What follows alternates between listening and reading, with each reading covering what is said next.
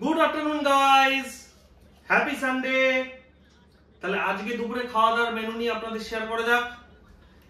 প্লেটে আছে সাদা ভাত, ইলিশ মাছ ভাজা, দুজনারই আছে ছোট পিস, ঠিক আছে মানিয়ে নিচ্ছি। ওই ইলিশ মাছ ভাজার তেলেতে বেগুন, পেঁয়াজ আর কাঁচা লঙ্কা দিয়ে ভাজা আছে, সাথে স্যালাড আছে, শসা আর পেঁয়াজ। আর মেন আইটেম আজকে শো স্টপার মাটন কষা, সাথে আবার গোটা রসুনও আছে।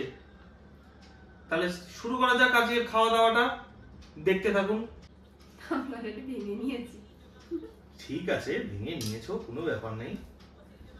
প্রথমে বেগুন ভাজা, তার সাথে যে পেঁয়াজ লঙ্কা দিয়ে বেগুনটাকে ভাজা ইলিশের তেলে, ইলিশ মাছ ভাজার তেলে, কিন্তু সুপার লাগে খেতে, হ্যাঁ যতই বলেন। এই একটু ইলিশ মাছ ভাজা নিলাম, তার সাথে বেগুন দিয়ে আহা,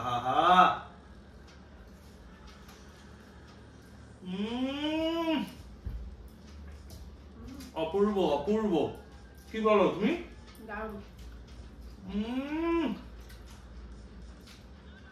তার সাথে একটু কাঁচা পেঁয়াজ,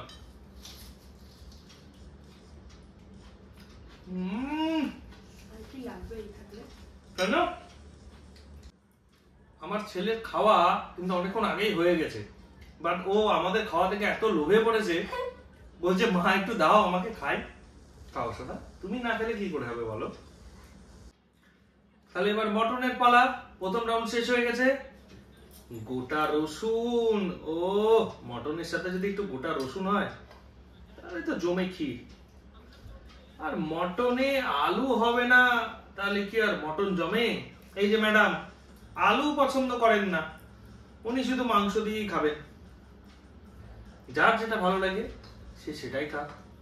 কে বলো মটনটা কেমন রান্না করেছি আজকে? সানডেতে রান্নার দায়িত্ব আমার।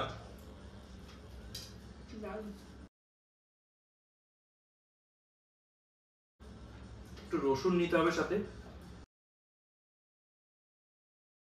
চলে দেখি খেয়ে কেমন আছে।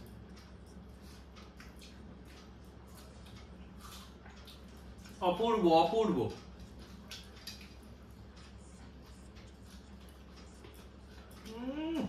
মটন একেবারে নরম গরম তুলতুলে।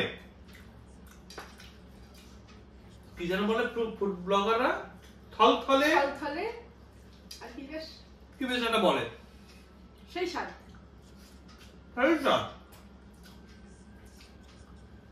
আজকে কি আমরা ফুড ব্লগার হয়ে গেছি? আজকে আমরা ফুড ব্লগার, সাথে একটু কাঁচা পেঁয়াজ। ঠিক আছে, তাহলে খাই আস্তে আস্তে, আবার শেষে দেখা হচ্ছে। খাওয়া দাওয়া প্রায় শেষের পথে। অপূর্ব খেলাম। আমি অত তাড়াতাড়ি পারি না। ঠিক আছে, তুমি খাও আস্তে আস্তে, কোনো তাড়াহুড়ো নেই, ধীরে সুস্থে খাও। খুব ভালো খেলাম, খুব ভালো রান্না করেছি, নিজের রান্না নিজেই সুনাম করছি। স্টে টিউনড, দেখা হচ্ছে পরের ভ্লগে। Bye bye. Tata, bye by.